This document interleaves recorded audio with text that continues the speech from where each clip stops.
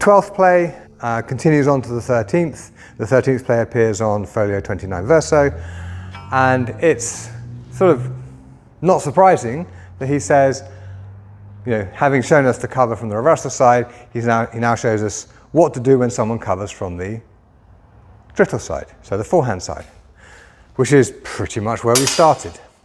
And what you do is you grab the blade, you smack them in the face with it, and then if you want to continue to the 13th play, you drop your sword, grab theirs, and there's your takedown. Cool, huh? Yep. Having cover from the drittel side, grab the sword, smack her in the face, drop your sword if you want to continue, and here. Of course, if you don't wish to continue, smack, smack, smack, smack, smack, stab, smack, until you get tired. That's pretty much what he says. Yeah. From this crossing, I grab the blade, I smack her in the face with her own sword, maybe a couple of times, maybe with my sword as well. And if I feel like it, grab the hilt of her sword, step in behind her, and there we have the 13th play. Do that with a little bit of flow.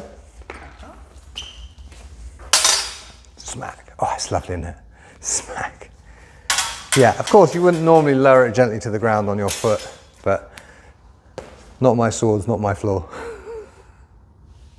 So, as a left-hander, I am parrying from my drittel side, and I grab it, and it doesn't feel as authoritative because the structure of our hands is different.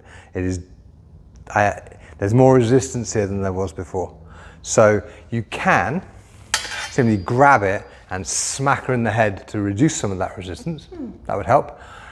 You can also direct the flat, so you're working against the grip in a way that you're not if you're pushing with the edge, which is, again, you don't cut her in the face on the first one, but you can destabilize and maybe destabilize. And you can, of course, also go in for the throw. So it works, but it's a little bit less fluent when it's cross-handed.